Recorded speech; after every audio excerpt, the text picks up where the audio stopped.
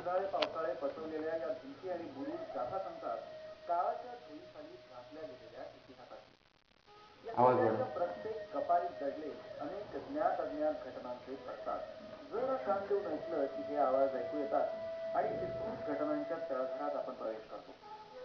किल्ले ही महाराष्ट्राची ओळख, आपला समृद्ध ऐतिहासिक वारसा। मात्र हा वारसा आपण एवढा गृहीत धरतो की त्याच्या जपणुकीची जबाबदारी सरकार इतकीच आपलीही आहे याचा आपल्याला विसर पडतो। महाराष्ट्रात सुमारे 500 किल्ले आहेत। त्यापैकी अनेक किल्ल्यांना सुनियोजित जतन आणि संवर्धनाची नितांत गरज आहे। अनेक किल्ल्यांचे बुरुज ढासळलेले, त्यांची माहिती मिळण्याची तिथे व्यवस्था नाही। अनेक किल्ल्यांचा वापर प्रेमीजनांच्या भेटीचं ठिकाण म्हणून होतो, तर अनेक ठिकाणी तळीरामांचे अड्डे जमतात। हे चित्र बदलायचं असेल तर केवळ पुरातत्व खात्याकडे जबाबदारी ढकलून मोकळं होणे योग्य नाही। किल्ल्यांचं महत्व जनसामान्यांच्या मनावर परिणामकारकतेने बिंबवण्यात आपण कमी पडतोय। या गड किल्ल्यांविषयी प्रत्येकाच्या मनात जिव्हाळा निर्माण झाल्याशिवाय हे चित्र बदलणार नाही। किल्ल्यांचं महत्व, त्यांची सध्याची स्थिती आणि ह्या वारशाचं परिरक्षण करण्यासाठी आवश्यक उपाययोजना याविषयी चर्चा करण्यासाठी दुर्ग अभ्यासक प्रवीण कदम आज आपल्या स्टुडिओमध्ये आले आहेत। नमस्कार प्रवीणजी, नमस्कार। बातमीपत्रामध्ये आपलं अगदी मनपूर्वक स्वागत। आपण बघतोय आपल्या राज्याला म्हणजे महाराष्ट्राला ऐतिहासिक किल्ल्यांचा म्हणजे एकंदर हा वारसा आहे, सांस्कृतिक म्हणा किंवा ऐतिहासिक वारसा खूप मोठा लाभलेला आहे आणि त्याला शिवकालीन पराक्रमाची एक पार्श्वभूमी सुद्धा आहे। तर त्या काळी हे महत्व होतं। आज सध्या हे गड किल्ले सगळे पर्यटन स्थळ म्हणून राहिलेले आहेत, एक वारसा म्हणून राहिलेले आहेत। तर त्यांची सध्याची स्थिती काय आहे नेमकी राज्यामध्ये? ते एकूण किती किल्ले आहेत आपल्याकडे? आपल्याकडे एकूण किल्ले 350च्या वरती किल्ले आहेत महाराष्ट्रामध्ये। बरं। आणि त्यातल्या त्यात कोकणामध्ये सर्वात जास्त किल्ले म्हणजे 50 पेक्षा अधिक किल्ले खुद्द कोकणामध्ये आहेत। अच्छा। अशी आपली म्हणजे संख्याबळाच्या दृष्टीने अशी स्थिती आहे किल्ल्यांची। पण आज ह्याला 350 पेक्षा जास्त वर्ष होऊन गेल्यामुळे त्या किल्ल्यांची अवस्था फार बिकट आहे। इतके दिवस ऊन पावसाचा वारा आणि याचा सगळ्याचा सहन केल्यामुळे अवस्था फार बिकट आहे आणि त्यांच्या संवर्धनाची आता आजच्या तारखेला तर अगदी निकड आहे। अच्छा। पण पूर्वीच्या काळी त्यांचं जे महत्व होतं ते एक राजकीय महत्व होतं, लष्करी महत्व होतं। आज आपल्या दृष्टीने आपले किल्ले हा आपला ठेवा आहे। बरोबर। आणि त्याचा उपयोग आज आपल्याला जागतिक बाजारपेठेमध्ये म्हणायला हरकत नाही की एक आपल्या महाराष्ट्राचं नाव आणि आपल्याकडे जो असलेला ठेवा ह्याचा आपण कसा वापर करता येईल, रेव्हेन्यू जनरेशनसाठी तो करता येईल, पर्यटनासाठी त्याला आपल्याला डेव्हलप करता येईल आणि त्याच्या माध्यमातून राज्याचा विकास आपल्याला साधता येईल। ते देशी विदेशी पर्यटकांना आपण आकर्षित करू शकतो। आज तेवढा एक उद्देश हा किल्ल्यांचा राहिलेला आहे। आणि दुसरं म्हणजे हा शेवटी आपला सांस्कृतिक वारसा आहे, बरोबर, त्यामुळे तो जपणं आवश्यक आहे। बरोबर। हे आजच्या काळातलं त्यांचं महत्व आहे। पूर्वीचं महत्व आता त्यांचं नष्ट झालेलं आहे। बरोबर। पण हे महत्व जे आता त्यांचं आहे ते आपल्याला जपायचं। आता हा महत्वाचा विषय निघाला, तुम्ही महत्व सांगितलं, म्हणजे ऐतिहासिक काळामध्ये त्याचं महत्व होतंच गड किल्ल्यांचं। तर हे जे ऐतिहासिक कालीन त्यांचं महत्व आहे या पुरातन गड किल्ल्यांचं, त्या महत्वाची सांगड आज आपण आधुनिक काळाशी कशी काय करूया? आज आधुनिक काळाशी मी सांगितलं तसं की आधी त्यांचं महत्व होतं लष्करी कारवाईच्या दृष्टीने होतं। आज आपल्याला त्याचा राज्याचा विकास करण्यासाठी म्हणा किंवा आपल्या पुढच्या पिढीसाठी मागचा इतिहास सांगण्यासाठी हे आपण त्यांना जतन करून त्यांना जर संवर्धित करून ठेवलं तर हा वारसा आपण पुढच्या पिढीकडे देऊ शकतो। बरोबर। ही त्यांचा आजचा रोल आहे ह्या किल्ल्यांचा। अच्छा, बरं। नेमकं संवर्धन कसं करायचं या किल्ल्यांचं? संवर्धन करण्यासाठी आता सगळ्यात पहिली गोष्ट म्हणजे संवर्धन म्हटल्यानंतर आपल्या डोळ्यासमोर लगेच येतं की एखादा किल्ल्याचा बुरुज पडलेला आहे, त्याचे 2 दगड जाऊन लावायचे, त्याला सिमेंट लावायचं, हे करायचं, अशा प्रकारचं संवर्धन नाही। संवर्धन हे सिस्टमॅटिक झालं पाहिजे, त्याला काहीतरी व्यवस्थित अशी डायरेक्शन असली पाहिजे। त्यासाठी पहिल्यांदा आपल्याला या सगळ्या किल्ल्यांचं आधुनिक तंत्रज्ञानाने मॅपिंग करायला लागेल। अच्छा। मॅपिंग केल्यानंतर तिथे त्या प्रकारचे नकाशे उपलब्ध करायला लागतील, त्याची माहिती लोकांना द्यावी लागेल, लोकांना तिथपर्यंत जाण्यासाठी आपल्याला ट्रान्सपोर्ट व्यवस्था, रस्ते बनवायला लागतील आणि तिथे एखादं छोटंसं केंद्र वगैरे अशा सोयी सुविधा उपलब्ध करून त्याच्यानंतर मग आपला किल्ल्यांच्या डागडुजीचा विषय येतो। किल्ल्यांची डागडुजी मग नंतर अनेक प्रकारे करता येते, त्याची तंत्रशुद्ध माहिती आपण त्या जे कोणी करणारे असतील त्यांना दिली पाहिजे आणि तसं ते मग त्याचं संवर्धन केलं पाहिजे। लोकांच्या भाषेमध्ये सुद्धा मला वाटतं ते जे सूचना आहेत किंवा इतर जे मार्गदर्शक इतर ज्या गोष्टी असतील त्यांचे फलक लावले पाहिजेत असं म्हणता येईल आपल्याला। पण बऱ्याच ठिकाणी मी बघतो, म्हणजे मी पर्यटक म्हणून जातो, औरंगाबादची अजिंठा लेणी, तर तिथे हिंदी आणि इंग्रजीमध्ये सूचना फलक आहेत पण मराठीमध्ये नाही आहेत। याचं कारण असं आहे की आपल्याकडे बऱ्याच लोकांना माहिती नाही किल्ल्यांचं किंवा पुरातत्व वस्तूंचं जे काही संवर्धन जतन आणि दुरुस्ती जी काही केली जाते त्याच्यासाठी 2 संस्था आपल्याकडे आहेत. अच्छा. एक आहे ती सेंट्रल आर्किओलॉजी आहे की ज्याला आपण केंद्रीय पुरातत्व खातं म्हणतो आणि दुसरं राज्य पुरातत्व खातं आहे. तर ह्या दोघं वेगवेगळ्या संस्था आहेत आणि आता आपण जे अजिंठ्याचं उदाहरण दिलं ते केंद्रीय आर्किओलॉजीकडे जातं. त्यामुळे तिथे तुम्हाला हिंदी आणि इंग्रजीचा प्रभाव जास्त आढळला असेल. पण राज्य पुरातत्व खात्याकडे जे किल्ले आहेत आणि ज्याचं राज्य पुरातत्व खातं सगळा कारभार बघतं तिथे आपल्याला मराठीचा वापर निश्चित करता येईल आणि तो करण्यासारखा आहे. पण आपल्याकडे असं झालंय की अजून पुरातत्व खात्याच्या कामाला म्हणावं तसं म्हणजे वेग मिळालेला नाही. त्यामुळे अशा स्वरूपाचे फलक वगैरे ज्या काही गोष्टी तुम्ही म्हणताय त्या नक्कीच उपयुक्त आहेत आणि त्या झाल्याच पाहिजे पण ते अजून सुरू झालेले नाही आपल्याला.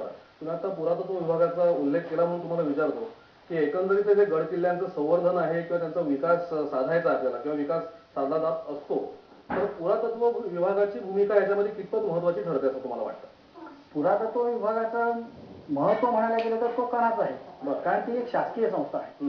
त्यामुळे त्यांचं महत्व वादातीत आहे. प्रश्नच नाही आणि त्यांच्याशिवाय हे संवर्धन होणं शक्य नाही आणि करूही नाही. त्यामुळे त्यांचा महत्वाचा वाटा असा आहे की त्यांनी त्यांच्याकडे येणारा निधी हा योग्य रीतीने वापरला पाहिजे. मी मगाशी सांगितलं तसं सिस्टमॅटिक पद्धतीने पहिल्यांदा तुम्ही बॅकग्राऊंड तयार करा. डायरेक्ट आलेला पैसा तुम्ही दुरुस्तीसाठी याच्यासाठी खर्च करू नका आणि ते करायचं असेल तर तज्ञांचे सल्ले घ्या. सेंट्रल आर्किओलॉजीची मदत स्टेट आर्किओलॉजी घेऊ शकते. त्या मानाने सेंट्रल आर्किओलॉजी ही आधी स्थापन झालेली असल्यामुळे त्यांच्याकडे तज्ञ मंडळी आहेत किंवा आज आपल्याकडे इंटरनेट सारखं साधन आहे तर आपण जगातल्या घटना आणि जगातील कसं संवर्धन चाललंय केमिकल्स किंवा इतर पद्धती यांचा अभ्यास करून पुरातत्व खात्याने या किल्ल्यांचं संवर्धन करावं असं मला तरी वाटतं. बरं या बाबतीमध्ये काही खाजगी संस्था म्हणा किंवा काही खाजगी उद्योजक जे पैसे पुरवू शकतात असे पुढे आले आणि त्यांनी काही सुचवलं की असं आपण करायला हवं आम्ही करतो आम्ही पैसा पुरवतो की आम्ही स्वतः करतो तर ते कसं काही साध्य होऊ शकेल म्हणजे पुरातत्व विभागाने तिकडे मग काय नक्की भूमिका घ्यावी? अशा योजना ऑलरेडी पुरातत्व खात्याने 2007 साली जाहीर केलेली आहे. ज्यांना किल्ले संगोपन योजना अशी एक योजना होती आणि दुसरी एक एमटीडीसीने किल्ल्यांची एक वेगळी योजना काढली. अशा स्वरूपामध्ये तसाच काहीतरी प्रकार होता तो की एखाद्या प्रायव्हेट सेक्टरच्या कंपनीने किंवा व्यक्तीने किंवा संस्थेने किल्ले किंवा अशा पुरातन वास्तू दत्तक घ्याव्या आणि त्यांचं संवर्धन जतन त्यांनी करावं आणि त्यातून येणारं उत्पन्न त्यांनी घ्यावं आणि त्याचा वापर पुन्हा त्या किल्ल्याच्या जतन संवर्धनासाठी करावा. दुर्दैवाने याच्यासाठी म्हणावा तेवढं प्रतिसाद मिळाला नाही. त्यामुळे तेवढे काही त्या योजनेला जास्त पुढे प्रगती झाली नाही ते योजने. आणि ह्याच्यामध्ये थोडंसं शासनाकडनं पण हे होतं की कोणतीही योजना जाहीर केल्यानंतर त्या योजनेचा पाठपुरावा शासनाकडनं होत नाही आणि त्यामुळे सगळ्या योजना अशा पडून राहतात. उदाहरणार्थ मी सांगेन टाटा कन्सल्टन्सीने आपल्या किल्ल्यांचं सर्वेक्षण केलेलं जतन संवर्धनाच्या दृष्टीने आणि जवळपास 50 किल्ल्यांचा अभ्यास करून त्यांनी शासनाला रिपोर्ट दिलेला आहे आणि त्याच्यामध्ये त्यांनी सगळ्या ह्या सूचना केलेल्या आहेत की इथे काय करायला म्हणजे काय नको करायला. त्यातला हायलाइट करायचं म्हणजे एक गोष्ट आहे एक किल्ला तुम्ही घ्या आणि प्रत्येक किल्ल्यावरती 5 वर्ष तुम्ही काम करा.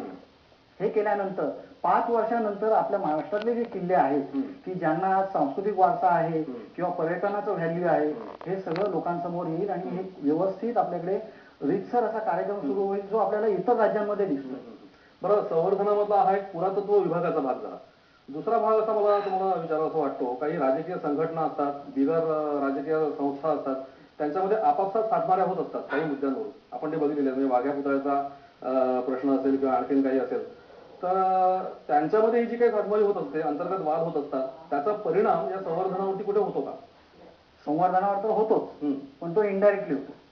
याचा परिणाम डायरेक्टली संवर्धनावर होत नसतो पण डायरेक्टली परिणाम होतो आणि मग तो इनडायरेक्टली कसा होतो ते मी सांगतो. आज आपल्याकडे एक 4वी 5वी 6वी 7वी ह्या ग्रेडची जी मुलं आहेत ह्या इयत्तांमध्ये शिकणारी मुलं आहेत त्या महाराजांचा छत्रपती शिवाजी महाराजांचा इतिहास अभ्यास आहे त्यांना एक इतिहास ठराविक प्रकारे त्या काही त्या सिलेबसमध्ये दिलेल्या आहेत त्या गोष्टी त्यांना शिकवल्या जातात आणि त्या शिकवलेल्या गोष्टींना जेव्हा असा कुठेतरी धक्का पोचतो त्याच्यातून काहीतरी वेगळं सत्य असल्याचं भासवलं जातं त्यावेळेला ती मुलं ती पिढी कन्फ्युज होऊन जाते. म्हणजे आपली भविष्यातली पिढी कन्फ्युज आहे. दुसरी पिढी जी माझ्या तुमच्या वयाची आज आहे त्या पिढीबद्दल बोलायचं तर त्यांनी हा अभ्यास आधी केलेला आहे त्यांचा झालेला आहे त्यांनाही एक ठराविक सत्य त्यातली माहिती आहे. सत्य म्हणण्यापेक्षा एक ठराविक माहिती त्यांना आहे की सत्य आहे की असं ते हा भाग पण ती माहिती आहे आणि त्याच्या याच्यावर ते आपलं ऐतिहासिक ज्ञान त्यांचं असतं. त्या ज्ञानाला सुद्धा कुठेतरी धक्का पोचतो आणि ही जी पिढी आहे ही थोडीशी बौद्धिकदृष्ट्या वाढ झालेली पिढी आहे तिच्या मनामध्ये पुन्हा एक संशय निर्माण होतो की हा इतिहासातला खरा इतिहास काय आहे. हा सांगतात तो तरी खरा आहे. बरोबर. थोडक्यात सांगायचं झालं तर उद्या आणखीन 100-200 वर्षानंतर शिवकालीन इतिहासाचा जर आपण विचार केला तर शिवाजी महाराजांचं अस्तित्व होतं की नाही असा सुद्धा प्रश्न उद्या असा निर्माण होऊ प्रश्न शकतो. उद्या नक्की उपस्थित होईल. बरोबर. आणि त्याला उत्तर आपण देऊ शकणार नाही हे असं चाललं तर. आणखी एक तुम्हाला विचारतो, म्हणजे आपण इतर राज्यांमध्ये सुद्धा फिरतो, तिकडे सुद्धा गड किल्ले असतात, त्यांची एक ज्या तन्मयतेने निगा राखलेली असते किंवा तिकडे वेगवेगळे उपक्रम राबवले जातात. उदाहरणार्थ गोळकोंडा किल्ला हैदराबादचा, आंध्र प्रदेशमधला, तिकडे लेझर शो वगैरे आयोजित केले जातात. त्या तुलनेमध्ये आपल्या राज्यामध्ये गड किल्ल्यांची निगा तेवढी राखली जात नाही म्हणा किंवा एकंदरीत उदासीनता दिसते, असं काय एकंदरीत? याचं उत्तर असं आहे ना की आपले किल्ले यांचं भौगोलिक स्थान वेगळं आहे, त्यांचं स्ट्रक्चर वेगळं आहे, त्यांचं बांधकाम वेगळं आहे. आणि इतर राज्यातले किल्ले, मग तुम्ही राजस्थान घ्या, गुजरात घ्या, किंवा तुम्ही गोळकोंडा म्हटलात तसं विजापूरकडचे घ्या, तर हे एका सिटी लेवलमध्ये किंवा सिटी प्रकारच्या ठिकाणी किंवा फॉरेन मधले किल्ले सुद्धा. पण महाराष्ट्रातले पर्टिक्युलरली जे किल्ले आहेत हे अवजड दगडांनी बांधलेले आहेत, त्यामुळे त्यांचं जतन संवर्धन करणं फार कठीण काम आहे. आणि दूर डोंगरामध्ये आहेत, कुठेही तुम्हाला शहरामध्ये हे किल्ले सापडणार नाही.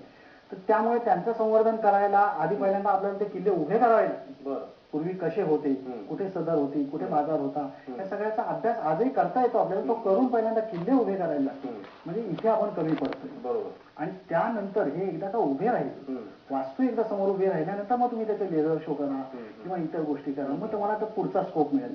आणि त्या पुढच्या गोष्टीमध्ये मग आपल्याला आणखी टेक्निकल बाबी आपण शिकता येतील किंवा प्रायव्हेट सेक्टरच्या माध्यमातून सुद्धा ते आपल्याला अंमलात आणता येतील. बरोबर. नाही, खरी गोष्ट, तुम्ही अत्यंत महत्वाची ही माहिती दिलीत. आणि एकंदरीतच गड किल्ल्यांचं संवर्धन म्हणावं किंवा विकास म्हणावा, त्याच्यामध्ये एक सर्वसामान्य पर्यटक म्हणून सर्वसामान्य नागरिकांनी सुद्धा आपली एक भूमिका बजावायला हवी. आपण सुद्धा एक चांगलं भान तिकडे बाळगायला पाहिजे, त्या वस्तूंचं जतन आपणही करायला पाहिजे. तिकडे आपण काही वेळाकडे वागायला नको, दुसरा कोण वागत असेल तर आपण ते सांगायला पाहिजे का तू करू नकोस, ती सुद्धा इनिशिएटिव्ह आपण ते घेतलं पाहिजे. आज आपण आमच्या बातमीपत्रामध्ये आलात, खूप खूप धन्यवाद. धन्यवाद.